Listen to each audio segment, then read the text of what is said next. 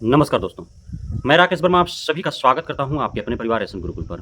गुरुजनों, बिहार में जो शिक्षा और शिक्षा व्यवस्था का जो हालात है, यह किसी से छुपा हुआ नहीं है। भले ही एससी एसटी के पाठक के द्वारा कई नीति नियम बनाए गए, लेकिन एससी एसटी के पाठक के कार्यकाल में जिन नीति नियमों को बनाया गया, उसे धरातल पर सफलतापूर्वक उतार पाने में वे सक्षम नहीं हो पाए। पूरे एससी एसटी के पाठक के कार्यकाल को यदि अवलोकन किया जाए, तो उनके द्वारा हर संभव खुद को, अधिकारियों को और आउटसोर्सिंग एजेंसियों को फ़ायदा पहुँचाने वाले कार्यों को ही शत प्रतिशत धरातल पर उतारने का प्रयास किया गया।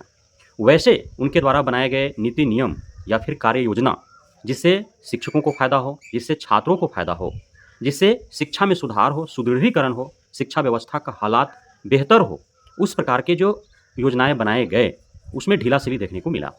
कागज़ों पर हर संभव आपको सब चीज़ सफलतापूर्वक संपन्न होते दिखा, लेकिन धरातल पर उतरते हुए नहीं दिखा। यदि धरातल पर उतरा भी, तो बेहतरीन ढंग से उतरा नहीं। आप सभी ने देखा किस प्रकार से आउटसोर्सिंग एजेंसियों के माध्यम से जो निरीक्षी अधिकारियों की बहाली हुई, उसमें धांधली किए गए। तो उसमें भी आउटसोर्सिंग एजेंसियों और आउटसोर्सिंग एजेंसियों को उस कार्य को सौंपने के एवज में लाखों करोड़ों रुपए जो घूस के तौर पर लिया गया अधिकारी पदाधिकारियों के द्वारा, तो उन्हें विशेष फायदा हुआ। अब निरीक्षी अधिकारियों को गांव-गांव के प्रत्येक विद्यालयों में भेज करके और वहां से हफ्ता वसूली का कार्य करवाया जा रहा है, जो आपके बीओ हैं, डीओ हैं, डीपीओ हैं और जो शिक्षा विभाग के आला अधिकारी हैं उनके द्वारा। तो जो निरीक्षी अधिकारी हैं वे जब विद्यालयों में जांच हेतु आ रहे हैं और इस प्रकार से वहाँ के शिक्षक, शिक्षिका, प्रधानाध्यापक, प्रभारी प्रधानाध्यापक पर तमाम तरह के इल्ज़ामात लगा करके और उनसे हफ्ता वसूली करने का जो प्रयास कर रहे हैं, इससे न तो शिक्षा की गुणवत्तापूर्ण जो है आपकी जो कवायद है कि गुणवत्तापूर्ण शिक्षा दिया जाए बच्चों का, उसमें कहीं से कोई सुधार हो रहा है और न ही शिक्षा व्यवस्था सुधर रहा है, बल्कि और शिक्षा व्यवस्था जो है और शिक्षा जो है वो बद से बदतर होते जा रहा है। अब आपने देखा किस प्रकार से थाली दिया गया बच्चों को कि जो है नए और अच्छे थाली दिया जाए, पर्याप्त थाली दिया जाए कि कम समय में सभी बच्चे जो है खा लें। थाली भी ₹40 का देकर के ₹120 का बिलिंग किया गया, तो किस प्रकार से आउटसोर्सिंग एजेंसियों के माध्यम से अधिकारी पदाधिकारी उसमें लूटे। बेंच डेस्क की व्यवस्था, तो बेंच डेस्क का व्यवस्था जो है जो दी गई, तो उसमें भी जो मानक तय किए गए थे शिक्षा विभाग के द्वारा, उसको तार-तार कर दिया गया और इस प्रकार से प्लाईवुड दिए गए हैं, ऐसे उसमें लोहा का जो उपयोग किया गया है, तो वो सारे जो है आने वाले डेढ़ 2 साल में जो है सभी समाप्त हो जाएँगे।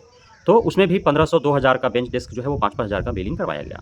पेयजल की सुविधा जो आपूर्ति की गई, उसमें भी जो है ₹75,000 का कार्य हुआ और उसमें 1.5 लाख, 2 लाख, ₹2.5 लाख तक जो है निकासी किए गए। जो प्रीफैब का निर्माण हुआ उसमें ₹1.5 लाख खर्च हुए और 4-4 लाख रुपया उसमें निकाले गए हैं। जो बस्ता दिया गया कक्षा प्रथम से तीसरी तक के बच्चों को, उसमें भी ₹300 का बस्ता था और ₹1300 बिलिंग करवाया गया। तो जो भी कार्य करवाए गए, वे सभी आउटसोर्सिंग एजेंसियों और अधिकारी पदाधिकारियों को फ़ायदा पहुँचाने के लिए कार्य करवाए गए, न कि विद्यालय के हित में, शिक्षक-शिक्षिकाओं के हित में, छात्र-छात्राओं के हित में कोई कार्य बेहतर हुए हैं। अब जो अ, एसएसके के पाठक ने एक और नई परियोजना चालू किया, योजना चालू किया कि जो 8वीं तक के छात्र-छात्राओं को निःशुल्क जो पुस्तकें दी जाती थी और 12वीं तक के छात्र-छात्राओं को जो है निःशुल्क पुस्तकें दी जाएगी। हालाँकि पूरा सेशन समाप्त हो गया, परीक्षाएँ भी हो गई, रिज़ल्ट भी आ गए, अब नए सेशन प्रारंभ हो गए हैं, लेकिन 12वीं तक के बच्चों को पुस्तक जो मिलने वाले थे वो नहीं मिल पाए 100%। 8वीं तक में तो बँट चुका है, लेकिन 12वीं तक के बच्चों को नहीं मिल पाया है। अब जो नई योजना जो आरंभ की जा रही है, यह है कि पहली से तीसरी तक के बच्चों को जो है, जो किट्स दिए गए थे अब जो है पूरे 12वीं तक के बच्चों को किट्स दिए जाएँगे और अलग-अलग कक्षाओं के लिए कौन-कौन से जो है किट्स दिए जाएँगे, इसका शिक्षा विभाग ने तय कर रखा है कि कक्षा प्रथम के लिए क्या दिया जाएगा, द्वितीय को क्या दिया जाएगा, तृतीय को क्या दिया जाएगा, चतुर्थ को, 5वीं को, छठी को, 7वीं को, 8वीं को, 9वीं, 10वीं, 11वीं, 12वीं सबका अलग-अलग जो है तय किया गया है।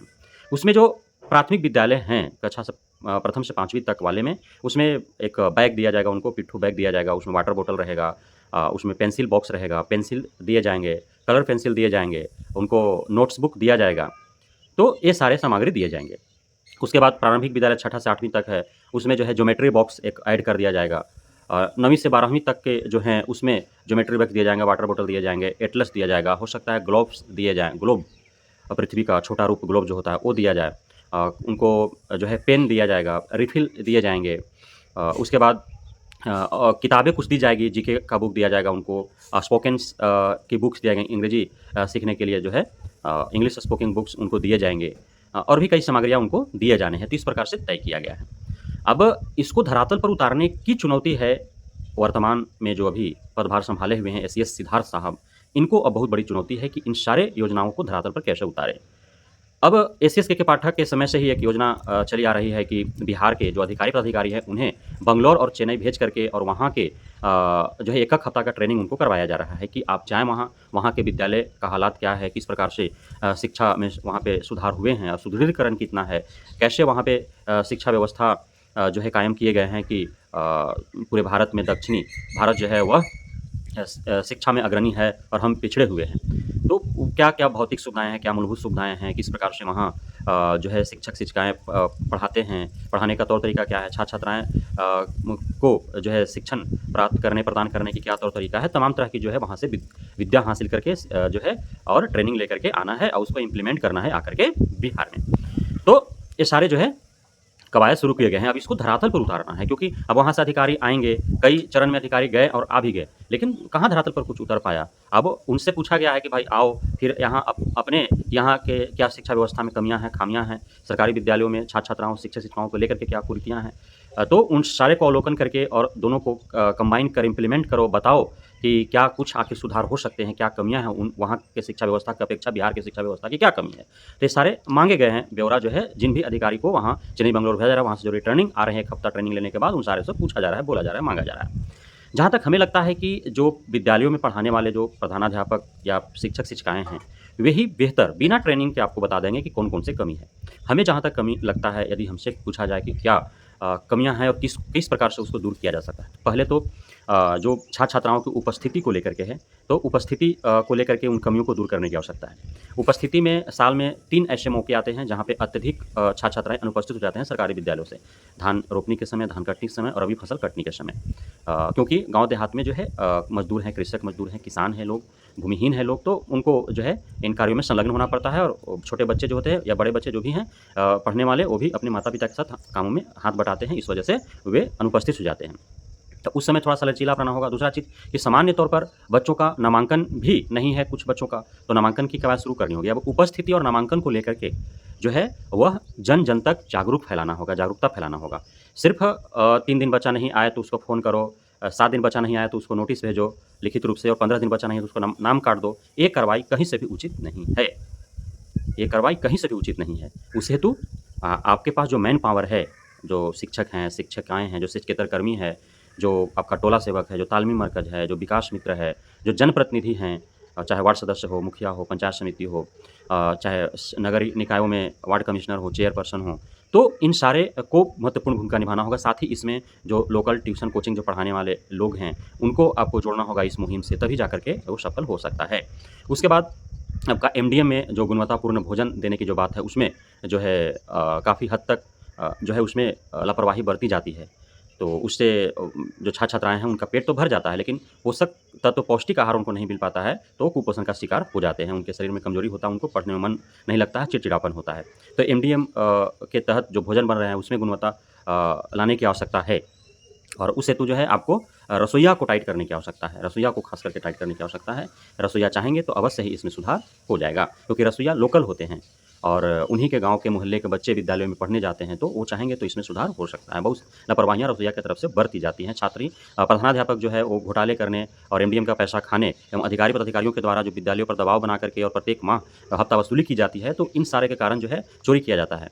150 बच्चे विद्यालय में हैं तो 150 का ही खाना बनना चाहिए, लेकिन 180 बच्चे रजिस्टर मेंटेन होता है और खाना 150 का बनता है। 30 बच्चे का खाना का पैसा बचता है, वो कुछ प्रधानाध्यापक और कुछ अधिकारी पदाधिकारी को दिया जाता है।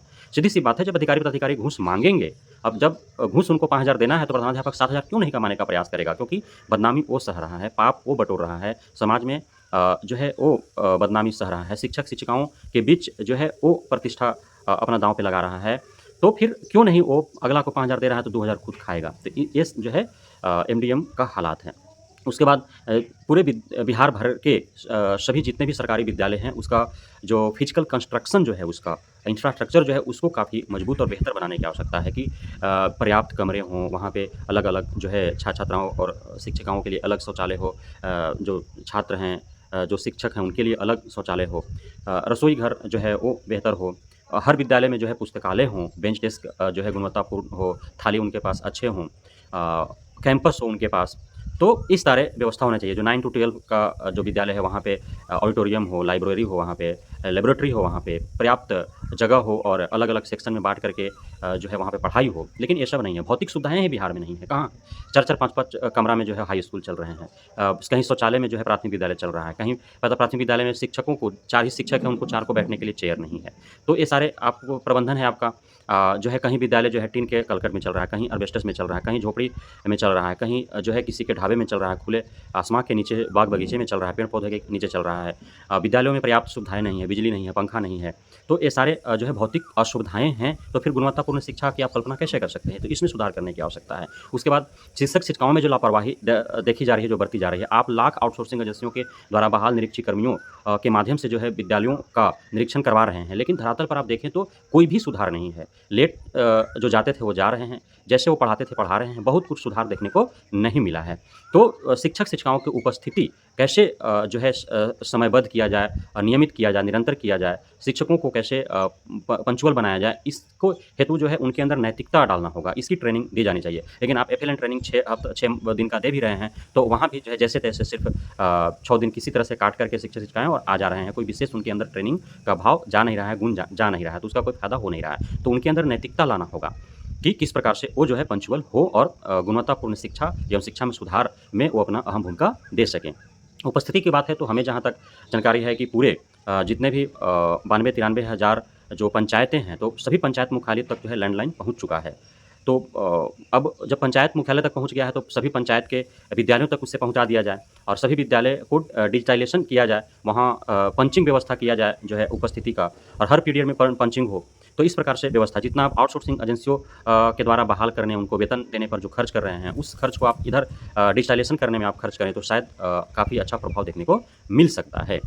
तो ये सारे जो है कमियाँ हैं जिसे पूर्ण करने की आवश्यकता है, नहीं तो अधिकारी पदाधिकारियों को लाख जो है सरकारी खर्च पर भेजिए, वो सिर्फ़ वहाँ पे सोचेंगे कि वे ट्रिप पर गए हैं, मौज-मस्ती करने गए हैं, बंगलौर और आप चेन्नई भेज रहे हैं, वहाँ समुद्र के किनारे वो घूमेंगे, होटलों में खाएँगे, मस्ती करेंगे, 6 दिन और 7 दिन वो आ जाएँगे, विशेष कुछ उनको मतलब नहीं रह जाएगा। तो आप धरातल पर जो कमियाँ हैं, उसको जो है दूर करने की आवश्यकता है। फालतू का ट्रेनिंग पर पैसा खर्च करने का एफएलएन ट्रेनिंग है, उस फालतू खर्च हो रहा है, जो आप अधिकारियों को भेज रहे हैं चेन्नई और बंगलौर, वो फालतू खर्चा है आपका, कोई विशेष उससे मतलब नहीं है।